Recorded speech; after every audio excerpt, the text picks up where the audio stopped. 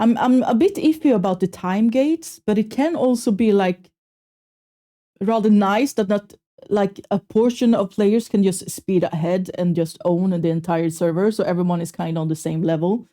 But then again, what do you do when you've done everything? Go out and touch grass? Ew. I love how they like, oh, Soul Musician is the fun healer, but Verdant Oracle is the best, but it's super boring. Was that too loud? Or do I need to lower it? Or do I need to higher it? Just over a week. And there's a ton of pre-launch info and briefing to go over. Is it good? Things like preload, download size, day one patch, the regions. Additionally, pre-registration and launch rewards, which do include some exclusive ones. Oh. Last up, we'll cover stuff from the community as well as the China to global launch. Oh my god! Different there, and how that pertains to you as a player. We got a ton to talk about. What's up, World Utopia here, back in with another video. Today we're checking out all things Blue Protocol. Let's go! You've probably known by now, but the release date is set for October 9th. So that was recently revealed. However, they didn't. The OG just have GP now on end service. Oh. Oh.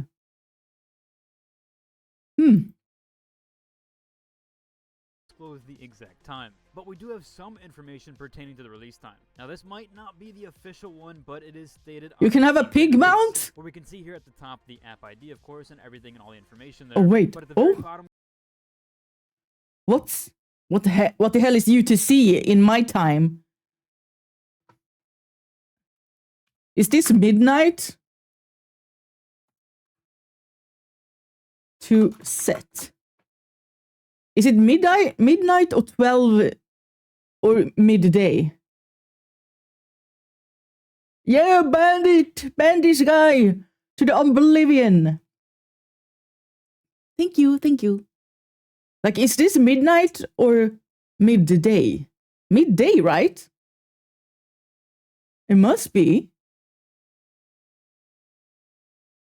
Because otherwise it would be 0000000.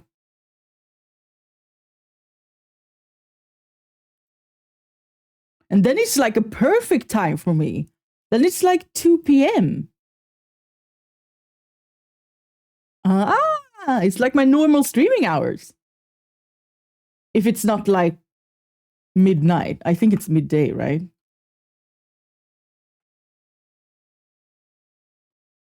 Okay. State being October 9th, and then it says 12 UTC. And of course, that's across the board there, as this is a global. I guess we're gonna be there for all the server crashes and the queues and everything. Exciting! Let's go! Launch. So if we convert those times, it's actually 7 a.m. Central Time. Do they even have mine? No, they really didn't care about the freaking... Oh, they have London. Okay. London is 1 hour behind us. So, yeah. 5 a.m. Or me, time, I mean. 8 a.m. Eastern. And there are a few other listed times here as well. Again, that should be a global release time across the board for both the PC exciting as well as the mobile platforms iOS and Android. Now, there has been some notion about these servers. Currently, there is North America, EU, and South America, which are all going to play together on mega servers. So, pretty cool. Oh, right. So you guys can be on your, like, NA servers or whatever server it is.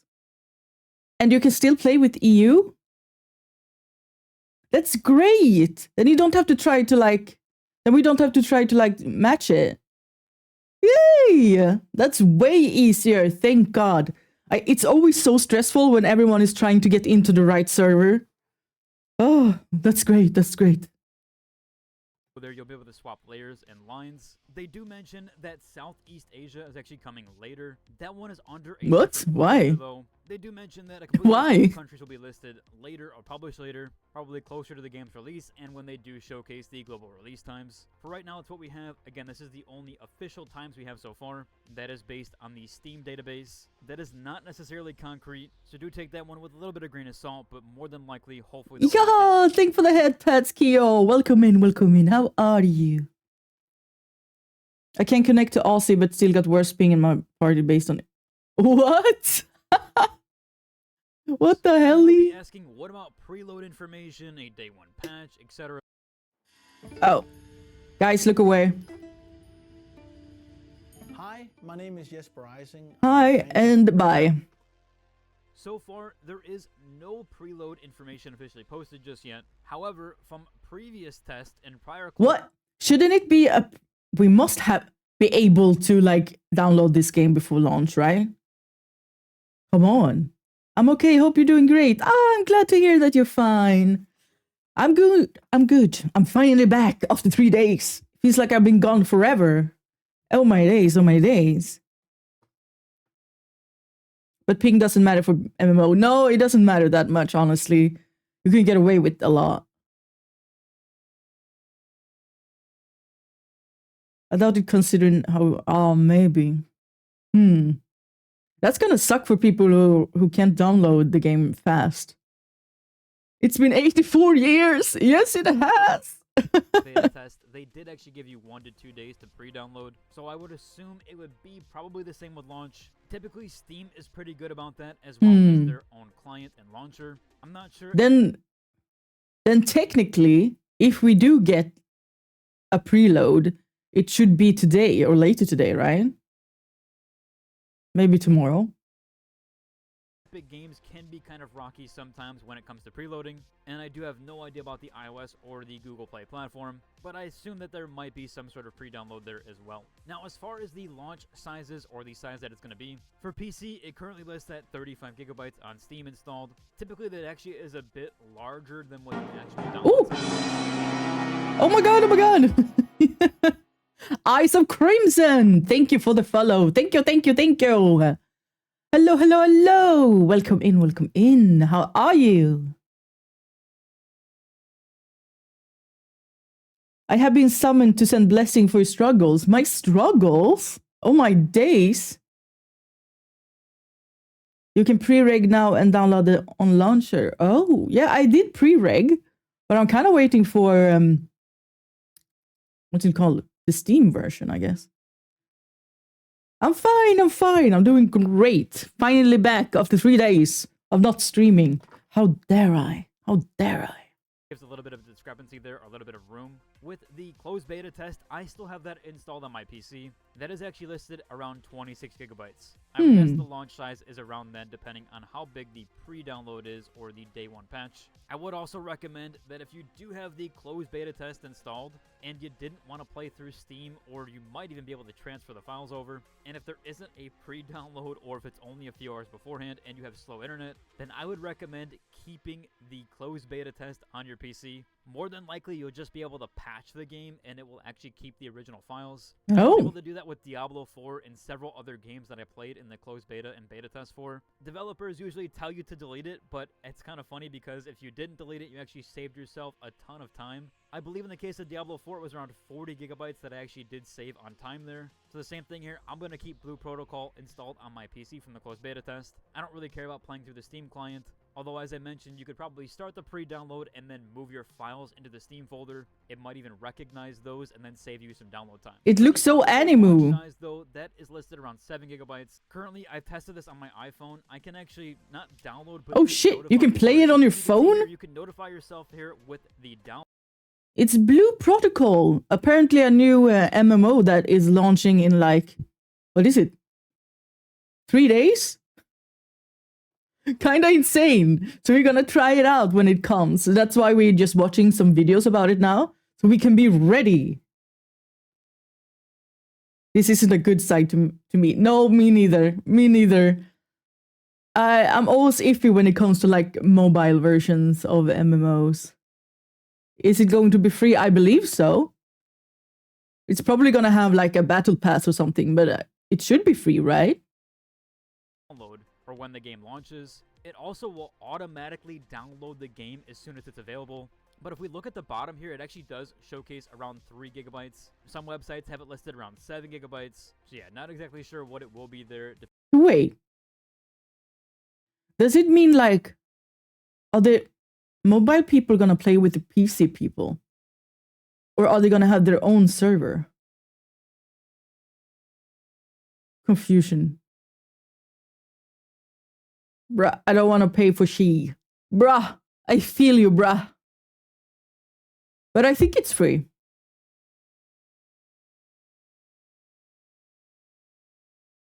Ah, I on see. iOS or Android. I only have an iPhone to test from, so that's what I have currently. Now, as far as a day one patch goes, we more than likely are going to get these CN balance changes and quality of life updates there. There has been a few class tweaks, improved Imagine systems, pities, as well as smoother resource flow. I'll go into more details there in a bit. We still have some other pre-launch info to cover though. Here's why 99% of Amazon sellers are sourcing their products raw. They're wasting time with individual suppliers when they Oh my god. this. Simply Bye-bye. So next up here is actually the pre-registration and launch rewards. So if you haven't done so already, you can Hello there. register for Ooh. the game. And there also has Hello special there. registration milestones. Hello there. Hello, hello, hello. The first one was Hello, 500,000 Fairy registered, King. which gave Welcome in, welcome 125,000 in. Luno bound. The million How mark, are which we ye? did hit as well, gave 3 basic star chests. The 2 million mark gave 480 rose bound orbs. And they actually recently What? just hit Are we not at the loyal pickup pop? I have no idea what the loyal pickup pop is, but I want it. I want it now. the 3 million mark, which has a hairstyle voucher, a visage A reward hairstyle and a voucher? customization item, but they don't disclose what just yet. Now there is one more that they haven't hit. That is actually the 5 million mark. That's going to give you a loyal pickup pup, which is sort of akin to a pet. So far, it also Oh. does seem like the pre-register rewards are the same for both mobile and PC. Sometimes they give you extra rewards for logging in via mobile, or vice versa if you log. I'm doing good. How's your day? It's good so far. Just woke up, doing some streaming. Here I am. But I'm glad you're doing good. I'm glad you're glad. Oh, and also, the freaking Star Wars helmet that you built together looks insane. I want that. I'm so jealous. Oh my god. Such a perfect birthday gift for yourself. In on the PC. As of right now, though, it looks the same across the board. There is some additional pre-registration rewards that you can get here. I've done all of these already and tried to draw them. Fortunately, I didn't get anything crazy, but there's things here like a gaming chair, a controller, gaming keyboard, mouse. There's also some in-game items and currencies, so kind of cool there, and you do get those based on these attempts. Some of these you have to post on social media or even invite a friend. So just some additional goodies there. There's actually one more exclusive reward that you can earn here, and this one actually does pertain to Crunchyroll. So currently Okay. you can earn some exclusive What the cosmetic hell? rewards for having a Crunchyroll membership. I'm not exactly sure what type of membership they mean, or even if you have a free account if you're considered a member there. It does say any membership tier. They haven't disclosed the full details on this. When they do update it, I will update you guys, of course. But for right now, there's some extra goodies. That's going to include an avatar frame, a mount skin, and more. Again, on Crunchyroll's website, they do say further details are... Don't tell me this is gonna be a gacha game. I have no idea. Is it a gacha game?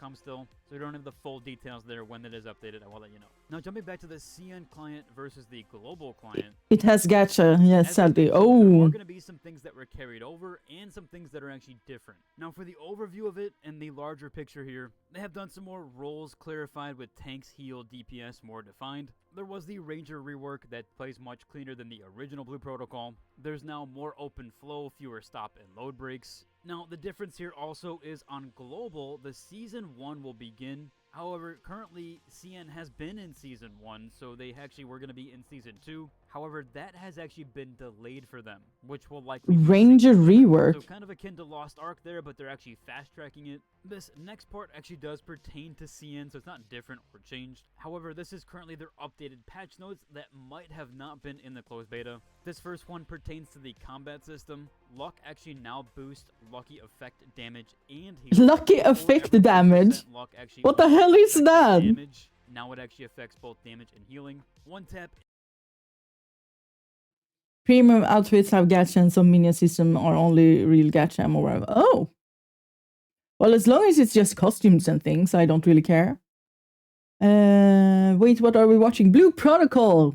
The new MMO that's coming out soon, in like a few days. 3 days, I suppose. We are watching some videos to get ready, because I want to try this one out.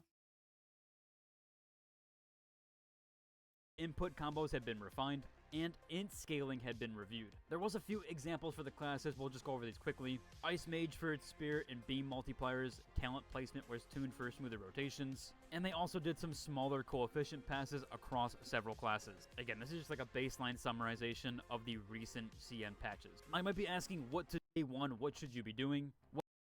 Okay. what class you should play guide. So if you're meant until you actually What to do day 1. Spend smart. Hold currency, skill books until needed. Class decision early. Can only main one class. No alts. Oh. A lot of people are calling it pay to win. Yeah. Well, it depends on what you think pay to win is. Like, everyone's saying every MMO is pay to win, right? It completely depends on where you draw the line.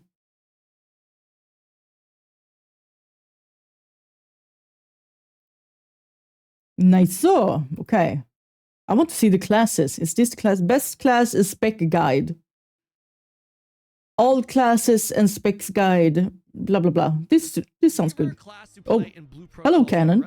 But you don't really want to sit through a 30, 40, 50-minute video. Fortunately for you guys, in this video, we're going to be going over each class and spec to give you guys a better understanding of what to expect with each one in a shorter, more condensed TLDR form. Also, I really wanted to feature other content creators this time around, so what I did was I reached out to other creators that I know have been playing Blue Protocol Star Residence and allowed them an opportunity to break down their respective classes for you. Be sure to check out these content creators. All their links can be found in the description below. As far as I go, I also plan on playing or continuing to play a lot of Blue Protocol Star Residence. Chances are I might actually be live on Twitch streaming it right now. I'm going to be playing all the way through. I'm like, how does Canon have all the time to play all the MMOs? I'm like, holy sheesh. And it would be fantastic to hang out with you guys and see you there. Let's begin. Hi, I'm Chishia, and I'm here to introduce to you about Hello. the Frost Mage, your classic range spellcaster, but with a frosty twist. Depending on the spec you choose, you'll either be darting around the battlefield hurling icy projectiles, or planting your feet and firing off a continuous beam that just melts health bars. Frost Mage. Freezes them technically. The key Kill them with mechanic ice. together is Mystic Ice. In the Ice Spear spec, Mystic Ice removes the casting animation from your main projectile, making it feel instant and responsive. Perfect for kiting and staying mobile while you chip away at enemies. In the Ice Ray spec, Mystic Ice pushes your damage to crazy levels by empowering your beam, but at the cost of chewing through energy much faster. This spec is all about standing your ground and unloading raw power, provided you can manage your resources and survive the pressure. That means the Frost Mage's playstyle really depends on your build. You'll either lean into mobility and control with Ice Spear, or embrace all-out sustained damage with Ice Ray. As you progress, you unlock talents that crank up your crits, give your Frost abilities extra bite, and keep enemies locked down, literally frozen in their tracks. If you like being cool under pressure and want a class that feels stylish whether you're weaving through attacks or holding steady and blasting, So either you do a lot of damage or you're fast. Is that what I'm getting? Vet du att matsmältningssystemet är 8 meter? Längre än en giraff. Inte konstigt att man ska ta hand om det. Arla Kultura The biggest complaint is they nerfed every effect and skill from OG. Oh. Ge din mage Kultura. Vem tar hand om blommorna i skogen? Säg hej till Rose, Clover. I don't remember much from the OG. Like, I know I played it, but I don't remember. Hello. I play the Shield Knight and Marksman as my main classes. The Shield Knight. Knight is one of the 2 tank classes in Blue Protocol Star Resonance. The class is ideal for being at the front line of battles. It has a shield for blocking Defense and incoming damage, self-healing. along with damage reduction and minor healing skills to increase its survivability. Most of your skills generate light energy, which then can be spent to cast a healing skill on yourself. As you build this class further by unlocking the talent tree nodes, you gain more ways to reset or shorten your skill cooldowns and boost your survivability. The recovery path primarily focuses on the class mechanic Holy Sigils, which are consumed when using certain skills. This path is the classic tank build.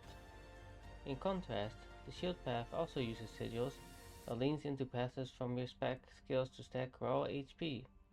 Your overall Yeah, HP no, might be a bit not gonna higher play than this the class. recovery path, but since this build is slightly more damage oriented and requires you to keep attacking and maintain HP stacks, its overall survivability is a bit lower compared to the other path. Let's talk about Heavy Guardian. Shoutouts to IU for his help. Heavy in this class. Guardian. Wielding a massive weapon resembling a double glaive, Heavy Guardian is the team's shield, absorbing damage to keep everyone safe as a tank. One of the standout features Heavy Guardian has is its ability to pull and vacuum mobs together via a skill called Sand Grip, which is obviously major value for a tank. Heavy Guardian has a relaxed playstyle when it comes to actions. Most of your skills are pretty straightforward, allowing you to focus on strategy while you wait for your resources to refill or your cooldowns to reset. Just typical before using tanks, them it sounds again. like. Downside to this class is that it lacks healing, meaning you'll have to rely on potions if you're solo, or you'll need to have a healer. Heavy Guardian, like all classes, have two specs. If you go the block spec, you're all about survivability. The spec is the true tank path. Straightforward here: control, tank, and protect. Then you have the Earth Fort spec. This is more of a hybrid build that allows you to deal damage while also generating shields, dealing more damage while being shielded. You'll have some attacks that can deal some impressive numbers while still having some protection. However, remember, you're giving up survivability to do so. Overall, being a Heavy Guardian is a great choice for Oh my players god, who he want drops to a huge not rock on have to them. play something very sweaty. This is a relatively easy class to play. Hello everyone, this is Badoof, and Stormblade is the main class I'll be talking briefly about. Reaper Scythe. The Stormblade main class branches off into two specs, which are the Iaido Slash and Moonblade specs, both of which use the Dex main attribute. Let's first look at the one I dumped hundreds of hours into. 100 of hours. Oh my days. Is the Iaido Slash spec. This spec focuses heavily on the katana side of the weapon. Iaido Slash does not come with a party synergy and relies on RNG procs, but deals high single target damage even if you aren't lucky with proccing certain effects. This spec can also. Oh my god, he drops a huge rock on damage, them. but the range is tiny in comparison to some DPS. And this class looks The way cool. you deal damage with this spec comes from the Thunder Seal class mechanic. At endgame, all of your specializations. So you have like a katana or a scythe. Thunder Seals with the It's help kinda of insane. nodes. The main damage skills that Iaido Slash uses are EI Slash and Flash. At early game, you are mainly casting EI Slash until reaching a talent node deep into your spec tree, which unlocks your rotation. Oh my After days. unlocking the necessary talent nodes, you quickly cycle between these two skills during your burst to deal big thunder element damage. This spec uses crit rate as its main substat and mastery as the second. So this is like a glass cannon You stack as type of much class. crit rate as possible, since many talent node effects rely on having high crit rate. If you enjoy the style of OP swordman characters in anime, this spec is the right choice for you. Moving on, let's talk about the Moonblade. While Iaido Slash deals most of its damage through burst windows, this spec deals consistent damage. The Scythe is so cool. Hello, Sky. Hello. Good morning. Good morning. How are you? Haste is the secondary substat to take, which allows you to cycle through skills to proc effects faster. This spec deals lower stagger damage to elites and bosses compared to Iaido Slash, but possesses more range on some melee skills, letting this spec be more effective at handling mob groups. Most of your damage and procs generate from your main skill, Thunderbolt Combo. This skill consumes Sword Intent, a class mechanic, to attack enemies in front of you. Some other skills you Oh take god, can help this looks generate Sword Intent. insane. After casting Thunderbolt Combo enough times, This is a very effect flashy enhances class. Itself and your auto attack. Divine Retribution Scythe is the enhanced auto attack, which summons a big scythe in front of you, which deals huge damage. Oh, hello, Galaxy Monkey and Chris. How are you guys? This is Blue Protocol. Hi, it's Chishia again. This time, it's the Verdant Oracle, your nature team support. Oh, Think a support forest one. magic, but with options. You can go heavy on the damage, whipping out vines and thorns to smack enemies around, or lean into healing with flower blooms and soothing energy to keep your team alive. The class mechanics are what makes this split shine. On the damage side, you'll be working with regeneration buds.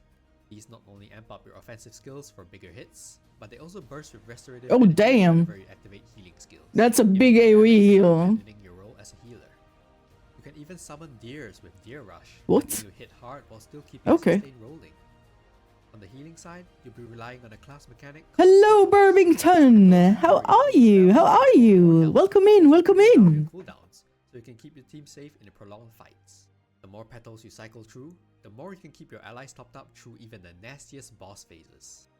The core idea is flexibility. You've got tools to punish enemies while still throwing out clutch heals. And as you build out the class, you unlock ways to make your healing stronger, your damage nastier, or balance both depending on what your party needs. You can expect a playstyle that's all about timing and decision making. When to go aggressive, When to play it safe, I wonder if how to weave damage with support. healing is gonna be Like important glue in this them game. together while still dishing out punishment. Verdant Oracle might be for you. I can't believe real life made you wake up early. I am so sorry. Star Residence Adventure. I am a fellow But I'm glad you're here. My name is RoboGamer1 HD. Right off the bat, I wanted to say a thank you to Kanan for reaching out about his video. Throughout this time in Blue Protocol, Thank you for the hydrate. I played Soul Musician. Soul Musician. Soul Musician is not very common, but when you get down They have a guitar as a weapon. you'll see some of the similarities to other classes in other MMOs throughout the world. Soul Musician is a support class that dishes out amplified beats and melodies to enhance notes that not only deal damage, but heal and buff allies at the exact same time. I decided to go with the Dissonant spec, which focuses more on high-frequency damage and healing.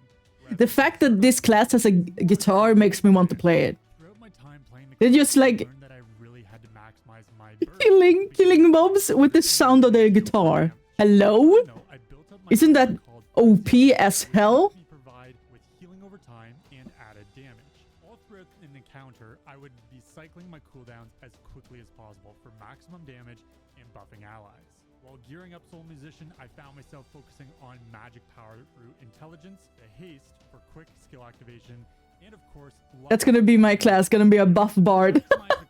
Let's go! That's such a cool class. Why aren't more people playing this?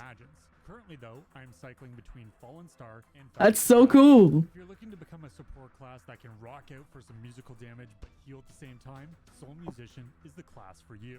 Thank you, and I look forward to I seeing you love in this. Blue Protocol Star Resonance. The Marksman is a range class that offers both Oh, a support ranger, power of and course. AoE damage. By using certain skills, you build up your class meter.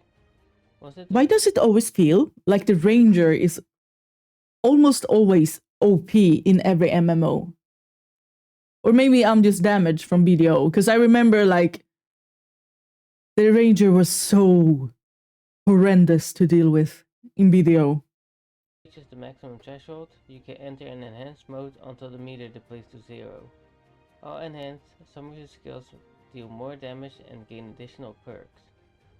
The ultimate of the ranger groups up enemies at its center, which is great for the party clear speed in dungeons or just any quest.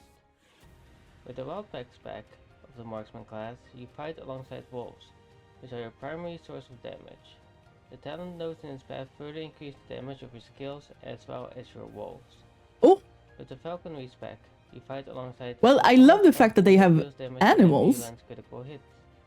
You rely on your falcon to deal additional damage. Besides that, this spec includes multiple AoE skills that add to your overall damage output. Hello, it's Chishia, back for the third time. This time, I'll be bringing to you the Wind Knight, a spear fighter who makes the battlefield feel like a whirlwind. Oh? This class has a really unique flow. Sometimes you're vaulting high into the air, diving down with spear thrusts, and then launching yourself back up again, all while summoning tornadoes that shred through enemies. What Feels the hell? dramatic and stylish, like you're never really touching the ground. Your teammates might start to wonder if you got something against gravity though. But Wind Knight isn't just about airtime. You can also fight with both feet planted, weaving your skills together so that one refreshes the other. Done right, you'll have almost no downtime, just a seamless chain of strikes and abilities that keep the pressure on. Here's how the mechanics work. For the aerial style, you'll be juggling courage and sharpness. Courage is your energy bar. You spend it to launch skills that generate sharpness, a stacking attack power buff. That can consume enough sharpness, and it can unleash Spiral Impact, a devastating move that catches What the enemies hell? for a huge burst of damage. It's a rhythm of building, stacking, and detonating, perfect for players who want to feel explosive payoffs after graceful setups. On the grounded side, courage still drives everything, but here it's about using it to trigger enhanced versions of your abilities. That's what keeps your rotation tight and your cooldowns constantly cycling. Both playstyles tie back into outstanding grace, the steady courage regeneration. So whether you're chaining combos on the floor or soaring above the fight, you'll always have the resources to keep momentum going. So whether you're flying through the skies, or Expertise, skill, physical, wind element, direct damage. fight flowing. If you want fast, fluid gameplay with a spear in hand, this class is going to feel really good. That pretty much wraps things up, guys. Let me know what you guys thought of this format where it's a little bit shorter, a little bit more condensed, TLDR, not super detailed, Other content creators in their respective classes. I'm not sure, actually. I really like the Soul Musician, was really cool. The healer with the deers, that's fine, but I'm thinking like it kind of depends on how important a healer is. I'm not sure if it's super important in this game. Otherwise, Wind Knight looked hella fun. Being up in the air all the time. Oh my days, oh my days.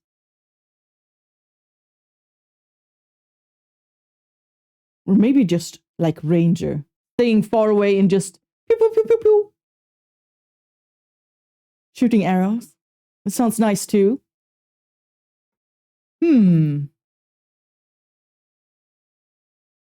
What is this? Best class guides. Soul Musician, Marksman. Now I'm just going to be a hybrid tank for sure. Yep, tanks are always needed. Is going to be don't Let's rush see. anything, just take it. Going to be giving you guys 5 major tips, guys. Launch today, and the number 1 is going to be The Skite one was the only one that caught my... Yeah, the Skite looked so cool. That looked so cool. don't rush anything, just take it casuals because of the time gate in this game going by closed beta as well as China launch. This game has I might go for Frostmaid. Gonna leave. Yeah, Frostmaid sounded really strong. Like, damn. a lot of time gate getting off your initial progression on the first day. A lot of time You're gate. gonna be able to get to like level 20, Oh, and you're okay. only gonna get to the first goblin dungeon. While you can try to min-max your level 40 gear on the first day, you're only gonna be able to get 2 pieces from the goblin dungeon, and the level 40 gear will essentially get replaced by level 60 gear later down the line anyway, so there is no need to min-max too hard on the level 40 gear set.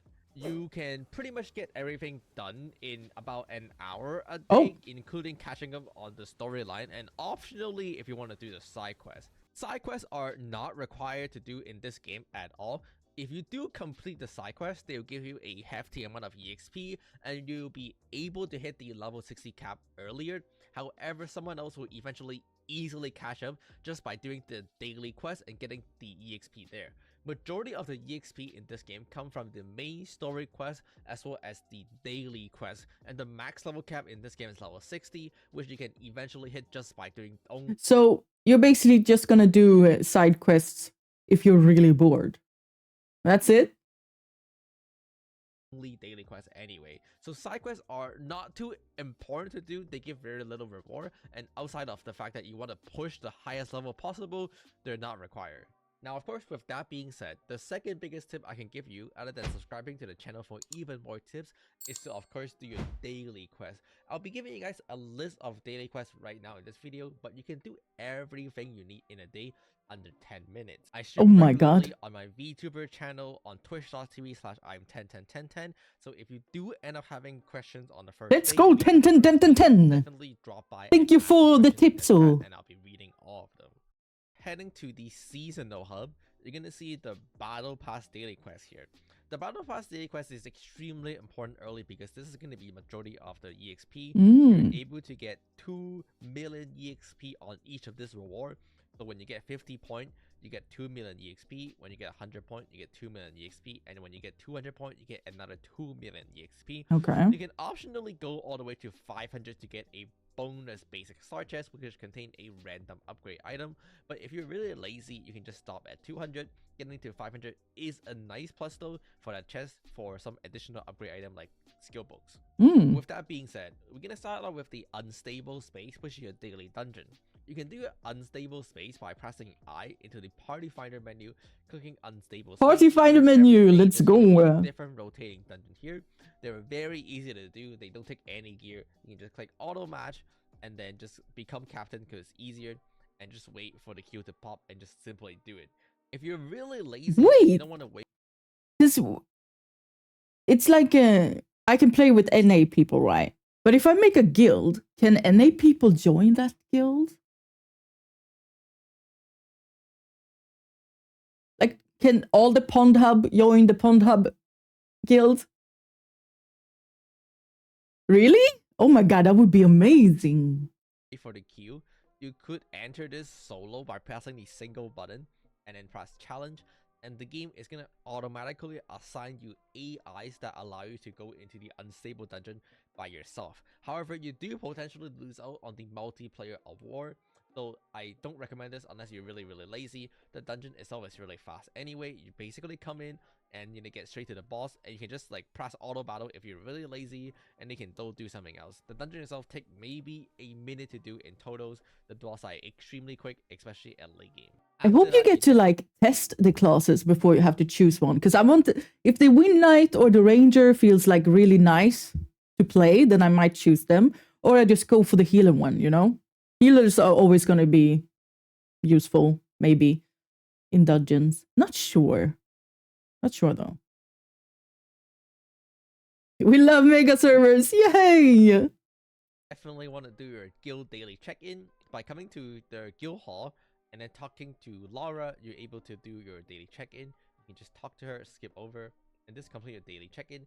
Gives you guild EXP, guild fun, and then coming to the side, you have the cargo administrator. This is basically your guild cargo daily quest. You get these like guild currency, guild token that allow you to buy really important and really good resources. The way this works is you basically just submit item to the NPC and you're able to get a bunch of monies, which is why this is important, because these money are unbound, and then you're able to get also the guild token currencies, right? So you can see every day there's like a different item that have different price. For the most part, you can just submit the whatever item you have that give the most. So here I'm just gonna submit the emerald because I already have it, so I'm gonna submit. Thank you for the cumber tax. Thank you. It's all to feed our lovely cumber cat. I should put him on. And when you come back to there you go.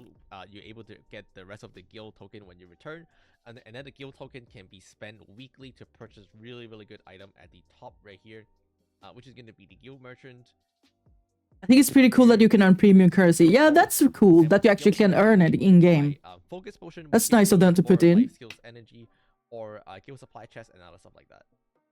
The rest of the daily item in this game can be stacked up. I'll have a list and a separate video talking about the important weekly and daily, but they involve things like life skills energy, which can stack up to 2,000. I'm so sucky when it comes to life skilling, because I think it's so boring. Blech.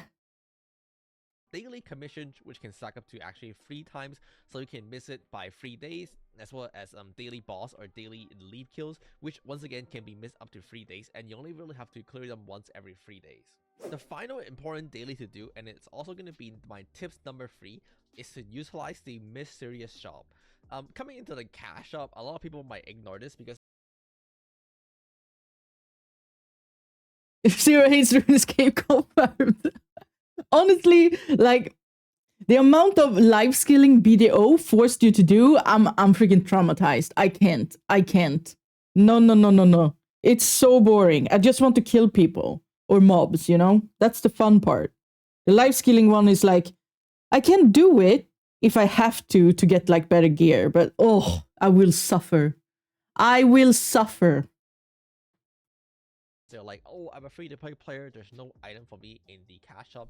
But the mystery shop in I like doing them when I'm just trying to relax. That's fair. And you can purchase these items. Like if I had like super like tired days in video, it was nice to just be like a group of friends going out on the boat and just fish. Like that could happen, sure.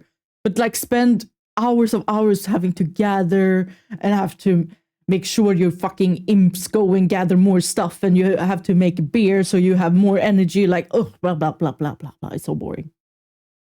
But fishing is such a great, just chill moment with your friends when you just want to sit in voice and chat.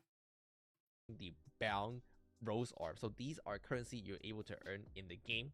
And these items could really help coming into your progression. So BDO life skilling, the only life skilling that came with bullying. Watching Shy come up with you and tell you to leave. Or, oh my god, yes! Why did they do that? Oh god. Thankfully, I had kind of quit when Shy came along. But oh my god, I heard about that. And I do still have friends who play BDO daily. Which is insane to me. But yeah, like what the fuck is the Shy class? Stop right now. Like skill books, because they're so limited. you should always be basically buying this out in the mysterious shop. And other things like Starforge crystals are really good. These items are really good to buy. You should definitely check out. The only thing I always hated about life skills is when resource. Yeah, and that was a big thing in BDO. Like, there was just a number amount of life skilling, and oh my god, it could be like a full-on guild war sometimes just to have like the best area of the trees. It was insane, and I was like, oh my god, I can't believe we are fighting about life scaling. I'm so bored. It would be fun if there's a guitar mechanic for Soul Musician. Yeah, it probably is. I mean, they can't just waste a guitar like that. They must do something cool with it.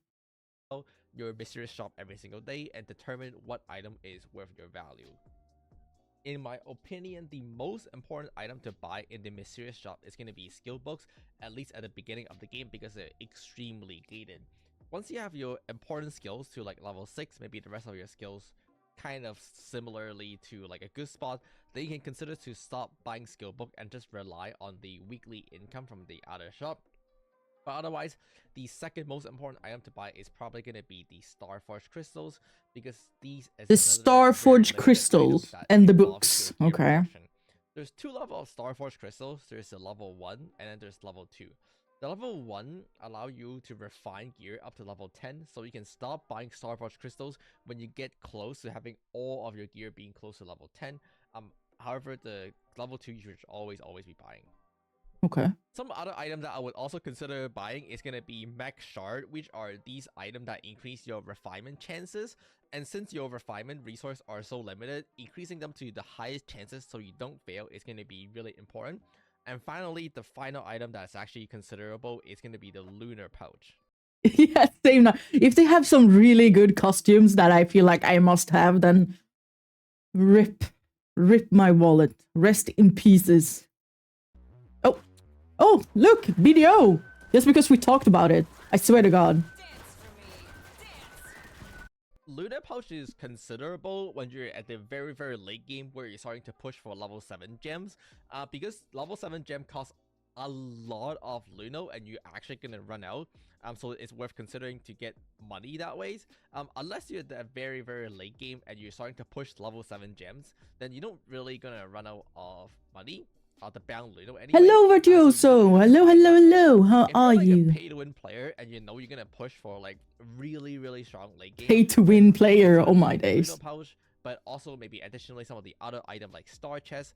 Star Chest is not worth it for free-to-play player because it gives you. I wonder how many whales they're gonna be in this game. So you don't really know what you're gonna get. However, because if you're pay-to-winning, then like some of these items are really useful.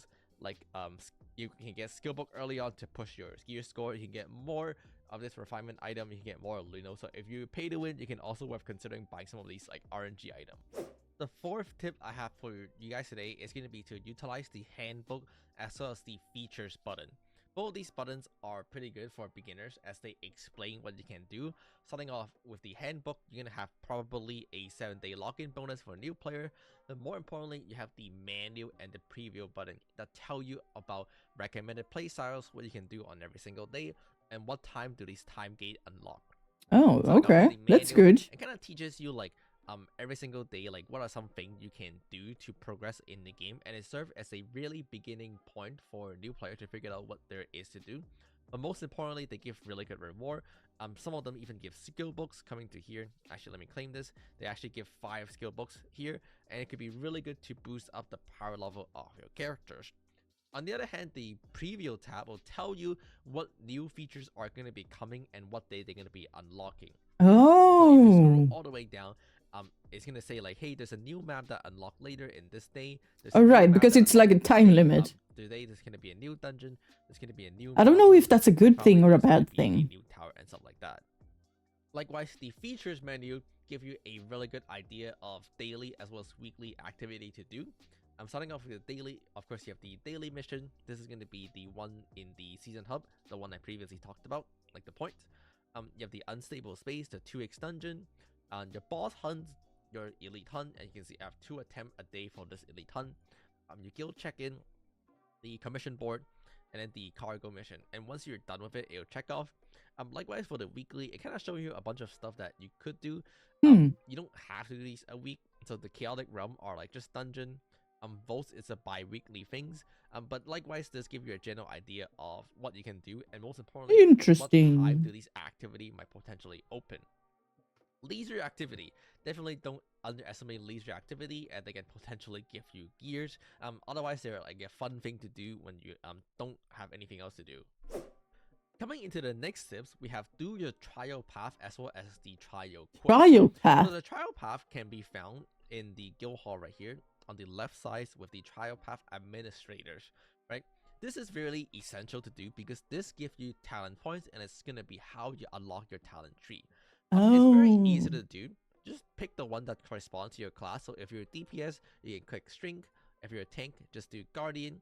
And if you're a support, just do the support path. So you don't have to do the DPS path. If you're a support, you have a corresponding. Oh, that's nice. That's nice. You only have to do one Doing solo things as a right?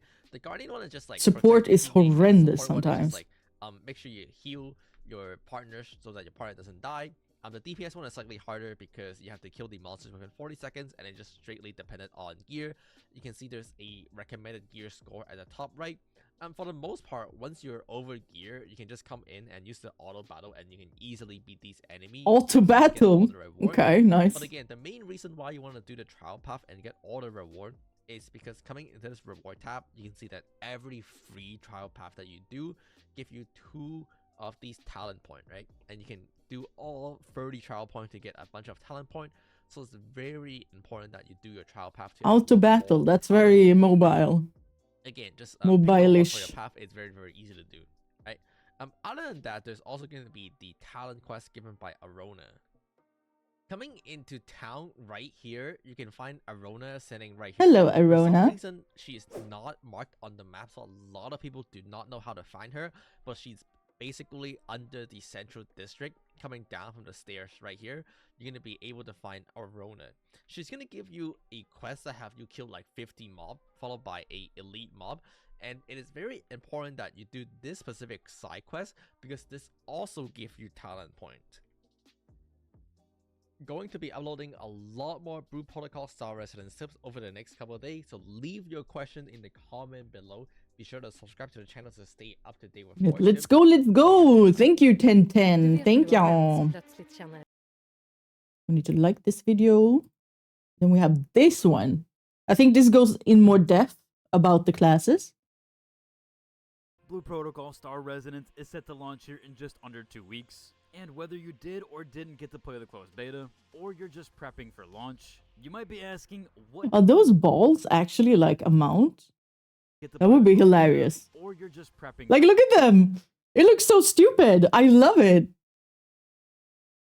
Launch. You might be asking, what class should I play? Why should I pick it? Is there other various reasons to do so? I'm going to do an entire overview for all 8 classes. Oh my days. Thank you, Thank you. Each, so 16 specs in total. We'll go over their playstyles, top DPS picks, top AoE, best healer, even delve a little bit into their lore, as well as recent patches. Let's go, let's go, let's go. And to top it all off, cover my experience from the closed beta, as well as a whole bunch more. What's up, World Utopia here, back in with another video. Today we're checking out all things Blue Protocol. Okay, so firstly, you might be wondering, what classes are there? For a quick showcase here, we have the Verdant Oracle, the Marksman, as well as Frost Mage, Stormblade, Wind Knight, Shield Knight, Heavy Guardian, and Soul Musician. Now, this one is named a bit different on the website. Currently, it's actually called Beat Performer. Beat Performer. Let's go over. I'm going to break down Soul Musician sounds way cooler. Personal experience that I had with them. So first up here, we have the Soul Musician. As I mentioned, it might have another name here, Beat Performer, of course, depending on the translation. Although in-game, it was called Soul Musician. Now, this is a Bard-style buffer with support hybrid into healing. Actually, a very cool class. Now, for a tiny bit of their lore here, we don't have a crazy ton for each class, but they are the Bard Arcanists. They have melodies that will weave heals, buffs, and even sonic ruptures. Now, for their playstyle, as I mentioned, That's so it cool. is a Bard-style buffer, but the actual playstyle is damaging into heals, which you'll do via the peaceful tunes. You can rotate out songs, which will buff for team spikes. So kind of a little bit of akin to a Disc Priest in World of Warcraft, and this class has some really cool effects, some crazy cool AoE I have no buffing. idea Now, what they that do is have in two World of styles, though. Warcraft. So the first one is Dissonance. Now this one is an offensive support that is damage-driven heals and procs. Yeah, Now, this is a class looks spec that more plays insane. like a Disc Priest, where you are weaving in both damage and healing buffing abilities there and trying to get your proc rate up. The other spec is called Concerto. Now this one does play a bit different. This is the one that has the insane buff, so it will have a lot heavier Oh my. healing buffing. It does have some occasional healing cadence and procs. Now from some of the Discord comments going over those, they have slightly increased the healing cadence there for Concerto. However, the other healers are going to out-heal this one, especially the Dissonance spec. More than likely, this is someone that you bring along to a guild raid to at least buff your team. But it doesn't have the highest healing like Dissonance spec. Although it still can also do a fair bit of damage. It does seem like Dissonance can out-damage it sometimes, since you technically are proccing heals with damage. However, there has been some reports of people out-damaging Dissonance, but the buffs from Concerto are pretty insane. From what I've seen, they can even potentially 2x some of your stats. Now, the core mechanic of Soul Musician is to manage your performance energy and passion, while aligning buff songs with the party bursts. So regardless, this is a great teammate to have, especially for Bam. buffing damage. Kinda sounds like overall Bard buffing from rate. Lost Ark. Our new Dyson is the most powerful anti-tangle cordless vacuum. Oh yay. Vi har blivit hackade. Nu ingår smart säkerhet i våra obegränsade företagsabonnemang. Which do leave me out of the pros here. You can heal while you're DPSing, so it does allow for some hybrid ability. My there, favorite especially class, if you use Dyson, that yes. buffs. There's pretty insane strong team-wide buffs, damage, crit, etc. And as I mentioned, they have some really cool AoE effects with some nice AoE sustain over time. Although, of course, this class, it does have a bit of cons there. Since it's kind of the jack of all trades, it is a master of none, with technically needing the other healer class, which is Verdant, essentially kind of still needed for the hardest content. I'll go over that class a little bit later, and you'll see kind of why. It also does have some... Yeah, it really sounds like up Bard and from down Lost Ark. complexities. Since you're essentially weaving in abilities there, it can take a bit of practice. However, I will say the reception from beta is people loved this class, and it definitely seemed like a fan favorite. So if you do decide to play it, your stat priorities will go as follows. Dissonance wants int first, then haste into luck, while Concerto again into int, but then it's going to focus crit and then into haste. Now this is just going off a bit of what I've been reading and some other player accounts, but the skill rating or the hardness level is about 5 out of 10, 10 being the hardest, with the PvE power and its PvE scalability being an 8 out of 10.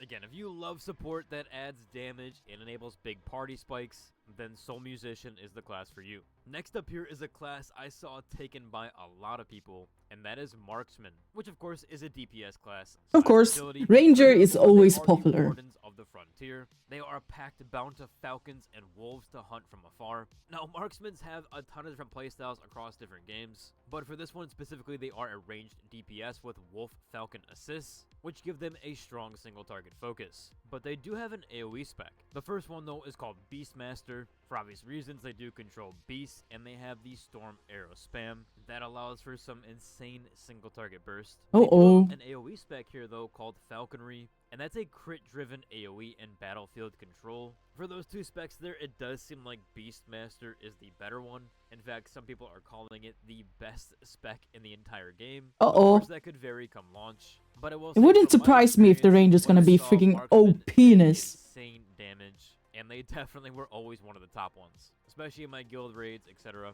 Now, their core mechanics actually do play into crits, which will then trigger pet synergy, where they can then align their ult for grouping and finishing windows. The one thing I really like with this is that the Ranger has pet.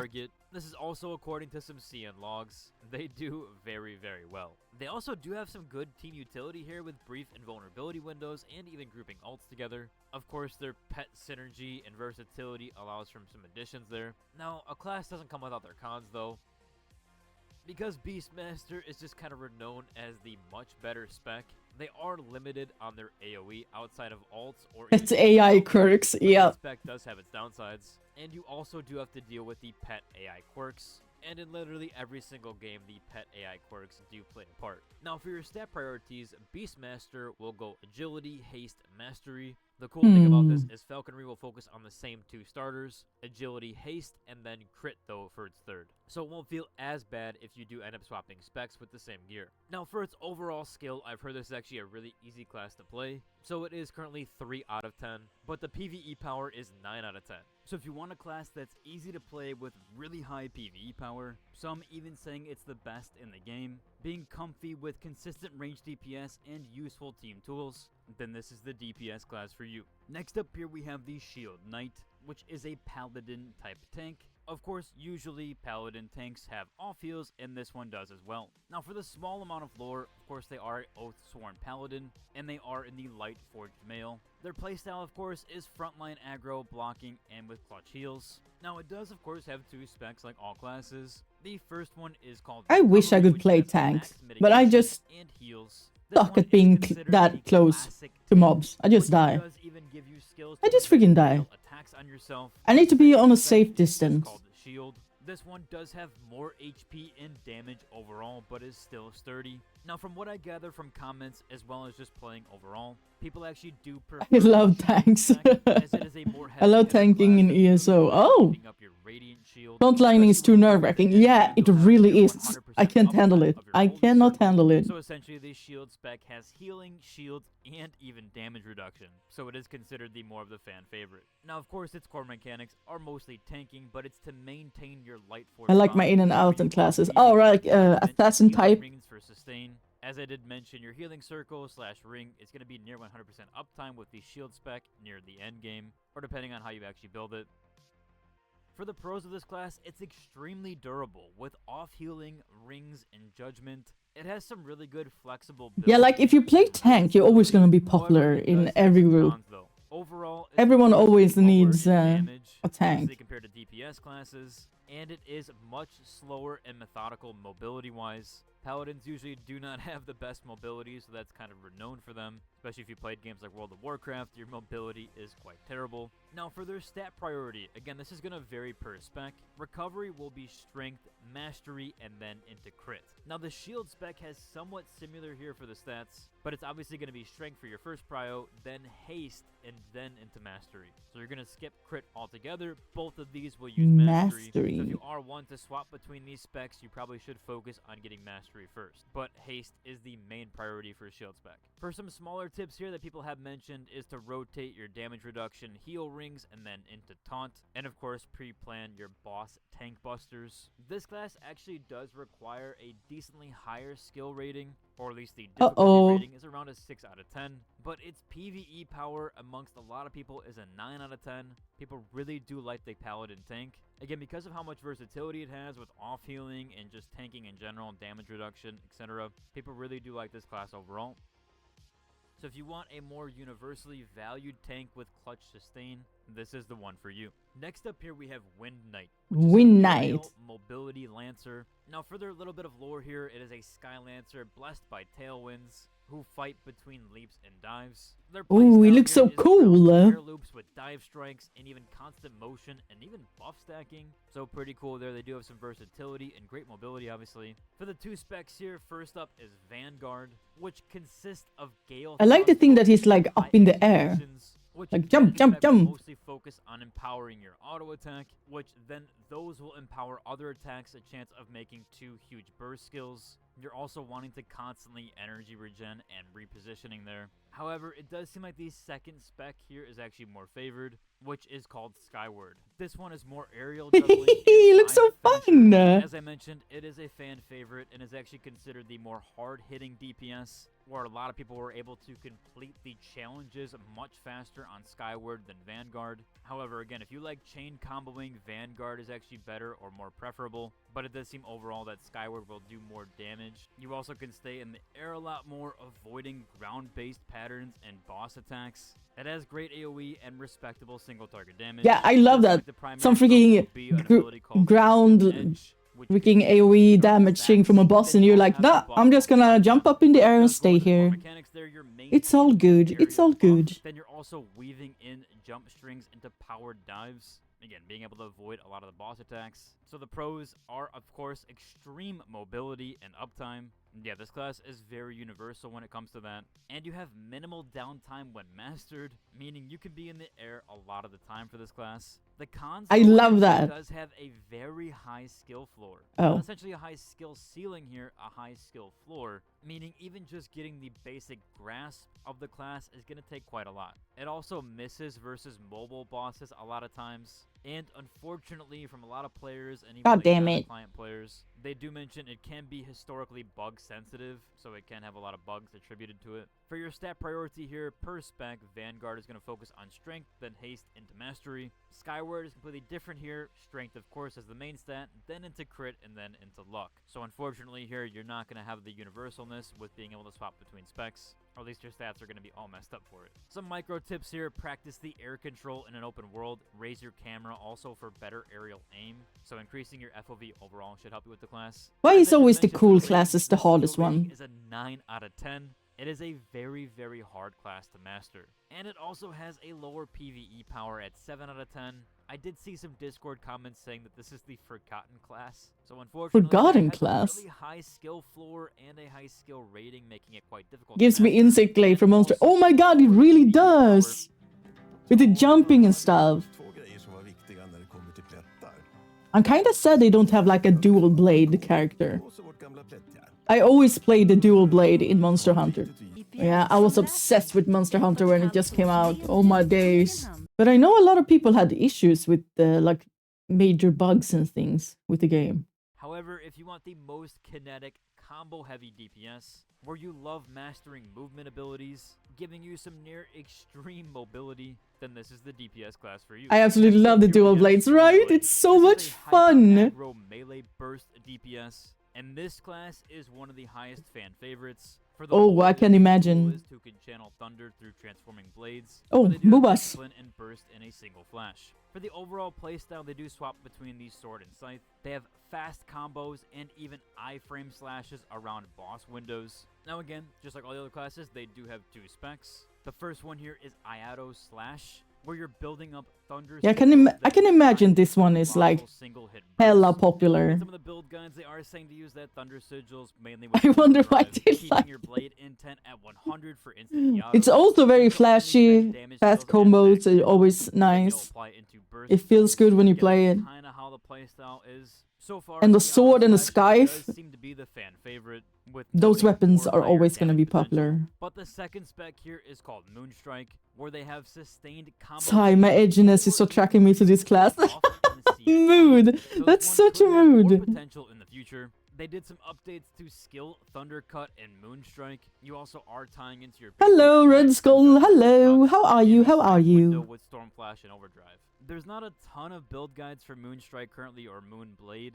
Again, depending on the translation there, it might be a bit different. So unfortunately, that one's a little bit hard to nail down, but they are buffing it, again, in that CN client, so it might actually pair better in the future. For the core mechanics, you are stacking sigils, aligning your burst windows with boss breaks, and trying to abuse iframes as much as possible to skip damage. For the pros, it is the top single target damage burst. It will literally top any chart that you've seen, and it by far has the highest top single target I've seen in a lot of the logs. Iframes, indeed. Dodge through danger, which is pretty cool there, so you are avoiding that That's damage. nice. It does have a decently high ceiling, but it is very rewarding once you do get the rotation down. Now, of course, it still does have some cons, though. With precision comboing, timing is required. Again, that's where that very high skill ceiling does tie in. But this is different than a skill floor. Skill ceiling just means to get the full potential of the class, you will have to get that combo timing required. That was a bit different than the Wind Knight, which had a high skill floor, meaning that it was hard just to even get the baseline DPS down.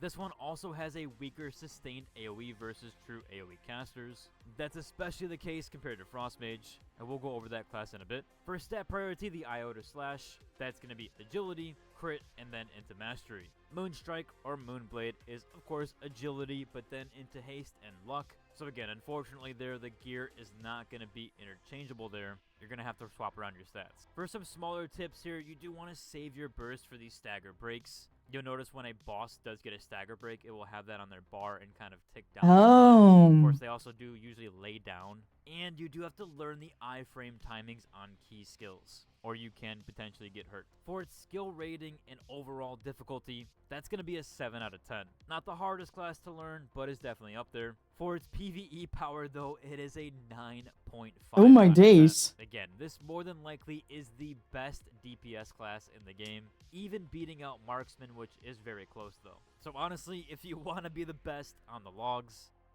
this is where you get the high damage numbers. that is very rewarding. Let's go. Melee and giant burst and even active dodging, then this is the DPS class for you. Here we have our other tank, Heavy Guardian. This is a judgment controller that also does have CC. Now for the lore, they are the Sand Wardens who do shape stone into bulwarks, and they also Oh right, this is the one that drop a big rock on their heads. They have a big blade that swings. They have the sand grip for the CC, that enemy suction, and they also do have blocks and counters. So very cool one there. Per usual, they do have 2 specs. The first one here is Earth Fort.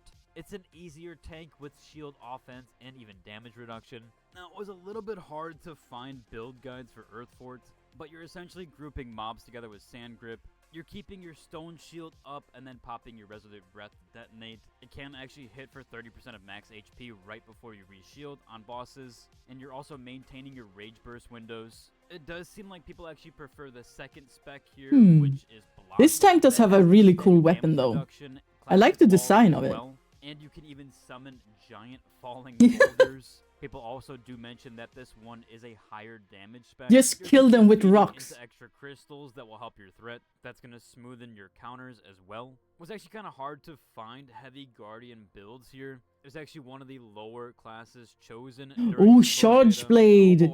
I always thought Charge Blade looked so cool in Monster Hunter, but I never dared to try it. Like block with the boulders. Again, that leads into their group mechanics here. They are grouping enemies with sand grip and stabilizing that blockchain. For the pros, they are the best mob grouping for dungeons. So they really do help out, especially if you don't have a Frost Mage. And they are super tanking. They are forgiving for newer tanks. However, for the cons, it is slower and has more clunky animations. Again, as I did mention, it is a lower demand versus the... Yeah, that's why I can never play the more tanky types. Like, I always love the fast, speedy characters. So I can just like, I-frame, or just run if I need to. Like, super quick. I always like the speedy ones. Shield Knight, as it has modest damage, and it's really only good for dungeons. You primarily obviously want tanks for the harder boss encounters, like the raid bosses. Dungeons really aren't that hard in general, unless you're doing trials, etc. For the stat prioritization, block does go strength, mastery into luck, and then Earth Fort goes strength, versatility into mastery. So again, unfortunately here, you're going to have to swap out your gear, or at least adjust your stats if you want to play either spec. For some micro tips here, we do have grip on the spawn waves, and then announcing pulls for coordinated nukes, especially for those that can AoE damage. The overall skill rating here, it actually is one of the easier classes to play with a 3 out of 10. That's just because it is kind of baby mode tank. Although baby mode tank, what the hell? Skill in itself, but overall between the two tanks, this one is much easier to play. For its PvE power, it is actually on the low end here for 6 out of 10, but that also does coincide. Sounds like this class needs some buff. Tick rate across the entire closed beta. Oh no! Less than half of any class in That's sad. So there's a reason why it is rated this low. Although, if you want an easier, effective CC tank for ad-heavy content, and you're just wanting to dungeon farm, or you're even an off-tank, this is the class and tank for you. The Eyes of Crimson don't care about stats. Just pick whatever you like.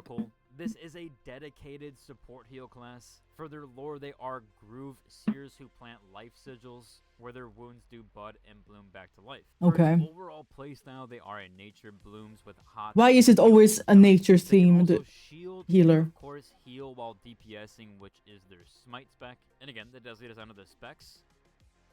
First up is Smite, which is a combat healer that has buds burst on heal hits. They are essentially tagging enemies to plant their buds and mark them, dealing damage to trigger their heals. And give me my Beyblade class, please, right? That's to smooth the spikes overall. Spin to win. It does have a bit of Disc Priest elements to it as well, so kind of cool there. I like how they're tying those in there for both the heal classes. However, they do have another spec here called Lifebind, which this one in general is of course a max throughput healer. Again, not focusing on damage at all. This one is just pure healing. and they will even have better trimmed down cooldowns. That one, essentially, you're just keeping your uptime with Nourish 5 times usually, rolling on the party to precast your Nature Ward before big mechanics, and then dropping your Regen, Pulse, Life Bloom as needed. If it's even more safe during the downtime, you can weave in infusions for tiny DPS break bumps. However, this one is more primarily based on just healing, so you really shouldn't focus on DPSing only in those break times. For its overall core mechanics, you are placing hot fields or healed over time, so essentially you're pre-healing before raid damage, and then swapping to burst heals as needed. Of course, for the pros is the best raw healing and mitigation. It's always in demand for tougher content. This was of course the more favored healer for pure healing, but it did seem like people preferred how Soul Musician played. It seemed a little bit more fun. It also is flexible. It does have DPS while healing, or you can even full heal, of course. But for both specs there, the Smite kind of like a Disc Priest a little bit, or just playing the regular Life Bind, you could still get some DPS out. However, for the cons, it is the lowest DPS in the game by far. Of course, it's a healer. It's not really meant to do damage like that, and it can feel passive or spammy in calm phases, where, as I did mention earlier, people really did prefer Soul Musician because it's more fun to play.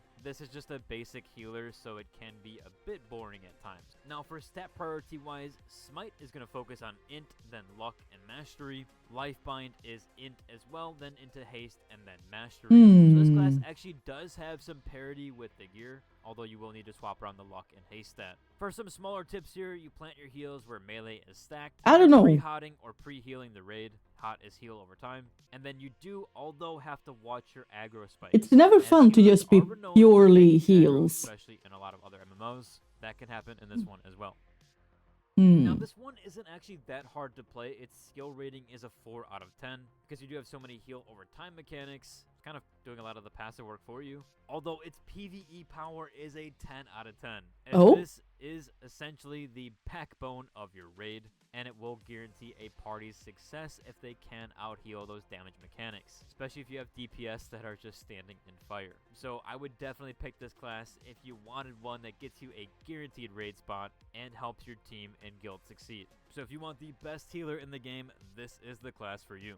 Last up, I wonder if they're gonna add more classes. Is the Frost Mage class. This is a range burst and crowd control DPS with actually some fairly decent single target damage. For their lore, they are scholars who bind Astral Chill into crystalline sigils. They are the master of... Always need a good healer so I can turn my brain off. Their Yeah. playstyle overall is long-range nukes. They can freeze even. That's the best. When you can just face tank everything because you know your healer. Gotcha. The two specs here. The first one is Icicle. That one does allow you to be mobile with instant casting and even safe kiting. Now for Icicle, you're essentially building your Mystic Ice with Crystal Veil and Meteor Storm, popping into your Glacial Hymn and then into Permafrost, and spamming your Ice Spear while it's enhanced. You'll eventually get Enhanced Blizzard, so you'll weave that in as well. But this one is super mobile. This is actually the class and spec that I played. I do have a full build damn. on my channel, so if you want to check that one out, you can do so.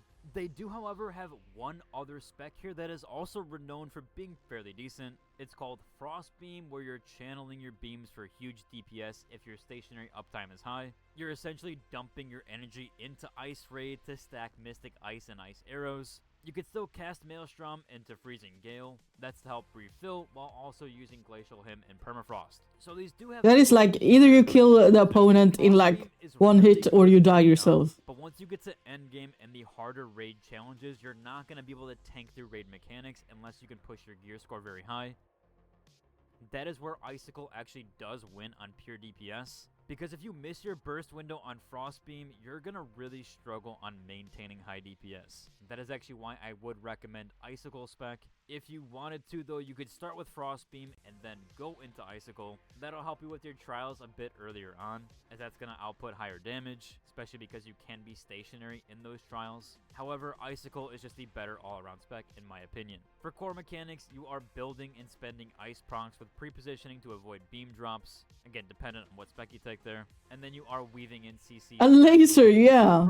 But I definitely prefer like having the blink mechanic to dodge things. Safe range positioning. although if you take Frostbeam, that is less so the case. For the cons though, it is not constantly top single target damage in the CN logs. I will say though, if you do build your Icicle spec correct, and you can maintain your Mystic charges for your instant casts, you're gonna do very well. Again, the Beam spec does root you though, so movement interrupts will nuke your DPS in half, but that's why I'd also recommend taking Icicle. And you are really squishy, but that's of always course how mages are. For the stat prioritization here, it is int then to luck into crit. For Frostbeam, it is int mastery Int. base. So the gear is not very universal there. Unfortunately, we'll need to swap it around. Int, For some int, smaller int. tips here, you want to pre-position yourself before the boss moves and cancel early if mechanics force movement. Again, that applies to Frostbeam. If you're playing Icicle, just learning your rotation and Mystic stacks. Yeah, I have no idea. Dummy will really, I have no idea which one I want to play. I guess we're gonna find out on the day I have to choose what I feel like. I never know. I never know. Amount of practice on Icicle and you will get that one down. For its skill rating, it is around a 5 out of 10 between the two. I would say that Frostbeam is more like a 4 out of 10, where Icicle is more like a 6 or 7 out of 10 for its hardness scale. It can take a bit of time to get the Icicle rotation. I'm leaning down. towards healer. Yeah, healer is always good to have. Mage Icicle spec. So if you needed help there, it is an entire breakdown on how to play that class. Definitely worth to check out. For the PvE power though, it is an 8 out of 10. That is because its single target damage is lower than Marksman or Stormblade. I've noticed that even with lower gear score, much lower gear score, Stormblade does really, really well. And same for Marksman. It's very hard to be competitive as a Frost Mage when it comes to single target damage against those two. But if you want an elite at AoE and CC control, as well as having some nice safe range play, I'm leaning towards edgy. Yeah, of course. The iframes, the fast combos. It's so nice. Cover it for all 8 classes and all 16 specs. For a quick overview and kind of damn, I still don't know. I still don't know what I want to play. For the best single target damage DPS, you either want Stormblade or Marksman. For the best AoE damage and crowd control, you're going to want to go with Frost Mage. The most wanted tank across the board is usually Shield Knight. However, for easy pack control and dungeons, Heavy Guardian is the choice there. The primary healer and essentially mandatory in hard content is Verdant Oracle. So if you do want a guaranteed raid spot, that is more than likely what your choice is going to be. If you want a more fun buff healer hybrid, Soul Musician is the pick. Everyone I've talked to that played Soul Musician really loved that class and spec. I love how they like, oh, Soul Musician is the fun healer, but Verdant Oracle is the best, but it's super boring. It's like, no. Healed by Verdant Oracle. It's still a fun class nonetheless, and it has some great buffs. You'll still be taken to the raid. For a high... Well, that was a good video. Thank you, thank you. Thank you, thank you, thank you, thank you. Well, at least we learned something, right?